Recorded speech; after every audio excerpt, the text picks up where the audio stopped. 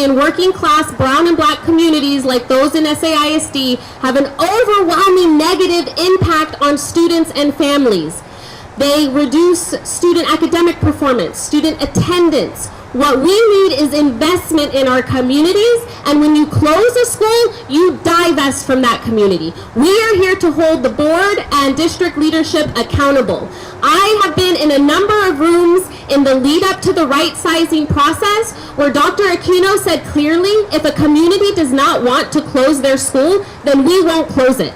And here we are a month till the final vote, and there is no clear demonstration that he is going to stand firm on that commitment. We have communities here that are saying unequivocally, take our school off the list. We do not want our school to close. And so now it is time for Dr. Aquino to make good on that commitment, and we are here to hold him to that.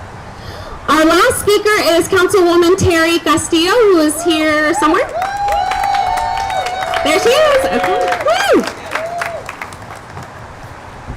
Whose schools? Our schools! Whose schools? Our schools! Whose schools? Our schools! I'm Councilwoman Terry Castillo, and I'm proud to represent the working people of San Antonio's District 5. And it's great to be here in solidarity with District 5 residents, with support staff and teachers to fight for the schools that our students deserve. 5 out of the 19 schools on the proposed list for closure and/or consolidation are in District 5. And when we look at the historical context of redlining, we see that the schools that are being proposed fall within historically redlined areas. And as already expressed, by continuing that history of divestment, it's a disservice not just to District 5 residents, but to the city of San Antonio as a whole. I've attended every meeting within SAISD within District 5 to hear my constituents and their concerns and their priorities. And what I've heard is that this process is moving way too fast. Meeting after meeting, I hear from teachers, support staff, parents, and students that this is too fast and that we deserve the respect of dialogue and discussion on fighting for our schools.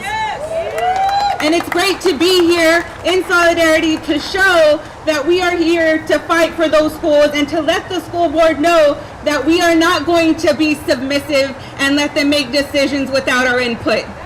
That from day one of the process and up until this day, until that vote takes place, we will hold our electeds accountable. We will let them know that no school should be closed. And with that, what I've heard, because even if I'm not in person and if it's in a different district, I'm still watching online. And what I hear oftentimes is, what are our local elected officials doing, right? We know that it's being argued that school closures are the result of charter schools, lack of population of students, as well as lack of affordable housing. But let me tell you what we're doing as a city when it comes to affordable housing. We are investing in multifamily housing that's affordable to ensure that we're moving more families into our communities. And our office took it even a step further last Tuesday, going to the state capitol to advocate against vouchers. We will continue to organize together in solidarity to ensure that we fight for the schools our students deserve. Thank you, Councilwoman. When our neighborhood schools are under attack, what do we do? Stand up, fight back! When our neighborhood schools are under attack, what do we do? Stand up, fight back! When our neighborhood schools are under attack, what do we do? Stand up, fight back! I just want to express how important it is that every single one of you is here. I know all of y'all have been incredibly active throughout this right-sizing process, and I know most importantly that you will continue to be active. From now until November 13th is the time when we must come together to organize within our school communities and across our school communities so that we can stand together to hold district leadership and the other trustees accountable. So I hope you will all join us inside. We have a fantastic lineup of parents, community members, and coalition partners to speak during citizens' comment to make all of the numerous points that have been expressed here and then some. So please join us inside for citizens' comment at 5:30. Make sure you've signed in, and together we will win the schools our students deserve.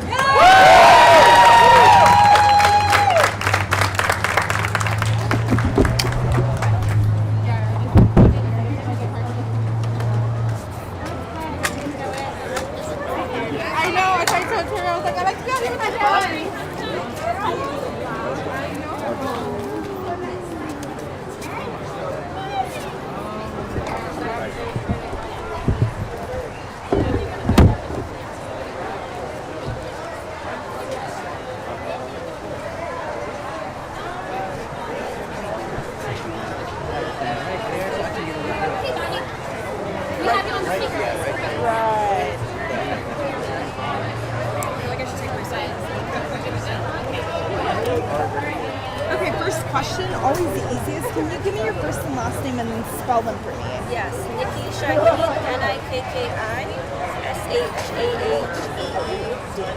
Okay, and so you are actually at Lamar Elementary. How many students do you have there? I have one student there. And you're there by choice, you're not in SAIs. That is correct. We live in NEISD. And why are you choosing to send your child to Lamar Elementary? So we choose to make that 15-minute commute every day because of the school's values. We're very interested in their values of cultural competency, advocacy, curiosity, collaboration. This aligns with the way that we are trying to raise our children. And so to try to send our child to a different school that doesn't specifically espouse these values doesn't meet the needs that we're coming to SAISD to get. And Lamar Elementary, I know they have a lot of partnerships with Botanical Gardens, the Museum. Is that part of why you're choosing to send your child there? Yes, it feels exciting to us to have those community opportunities for our daughter to really explore the city and engage with the cultural institutions that are downtown. What other pluses does Lamar have that your child gets to enjoy? Well, one is the location. It's right along Broadway, and we actually stop at Breckenridge Park every morning and play at the park before we go to school. It's a very sweet location, and we also love how community-oriented it is. There's a great group of teachers and staff, parents and students, and we find a lot of community there already. We've only been there a couple of months, and already it feels like a very special place to us. Could you get the same things at an NEISD school? That has not been our experience. We have attended other NEISD schools, and that hasn't been our experience. Okay, and so if the school, if Lamar were to close down, what would get taken away from your students? We have no idea where she would go if Lamar were closed down. She wouldn't be getting that culturally competent education that is so important for us to have her get at Lamar. We don't know where she would go. We'd lose that sense of certainty, we would lose that sense of community, and the confidence that she's being well cared for, nourished, and loved every day at school. All right, thank you so much.